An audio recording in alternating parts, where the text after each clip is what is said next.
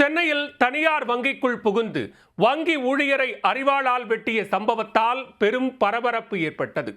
உன்னாலதாண்டா என் வாழ்க்கையே வீணா போச்சுன்னு கூறி இளைஞர் ஒருவர் கொலைவெறி தாக்குதல் நடத்தியதன் பகீர் பின்னணி என்ன? சென்னை தியாகராய நகரில் உள்ள பர்கிட் சாலை பகுதியில் தனியார் வங்கி ஒன்று செயல்பட்டு வருகிறது. இந்த வங்கியில் தினேஷ் என்பவர் பணியாற்றி வருகிறார். இந்த நிலையில் மதிய வேளையில் வங்கிக்குள் இளைஞர் ஒருவர் அத்துமீறி நுழைந்திருக்கிறார். அந்த இளைஞர் நேராக தினேஷிடம் சென்று வாக்குவாதத்தில் ஈடுபட்டுள்ளார். வாக்குவாதம் முற்றிய நிலையில் அந்த இளைஞர் திடீரென தான் மறைத்து வைத்திருந்த அரிவாளை எடுத்து வங்கி ஊழியரின் காதில் வெட்டியிருக்கிறார். வெட்டுப்பட்ட தினேஷ் வலியால் துடித்ததை கண்டு அங்கிருந்தவர்கள் அதிர்ச்சியில் உறைந்து போயினர்.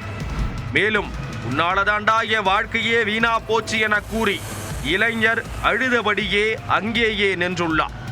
பின்னர் அங்கிருந்த வங்கி ஊழியர்கள் இளைஞரை பிடித்து போலீசாரிடம் ஒப்படைத்தனர்.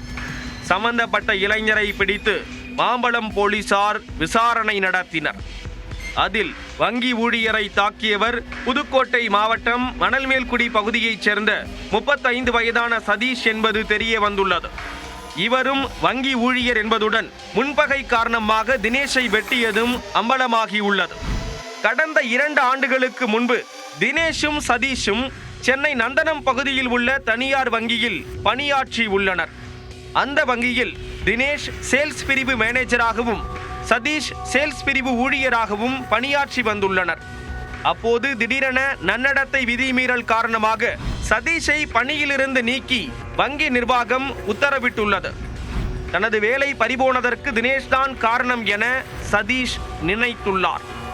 அதே வேளையில் தினேஷும் வேறு வங்கிக்கு மாறியுள்ளார்.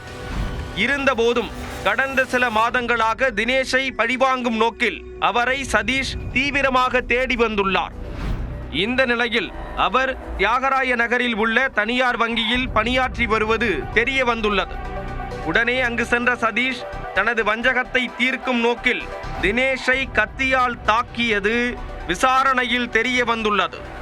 இது தொடர்பாக வழக்கு பதிவு செய்த போலீசார் தாக்குதல் நடத்திய சதீஷை கைது செய்து தொடர்ந்து விசாரணை மேற்கொண்டு வருகின்றனர். முன்பகை காரணமாக பட்டப்பகலில் வங்கிக்குள் நுழைந்து வங்கி ஊழியரை கத்தியால் வெட்டி கொலை முயற்சியில் ஈடுபட்ட சம்பவம் சென்னையில் பெரும் அதிர்ச்சியை ஏற்படுத்தியுள்ளது.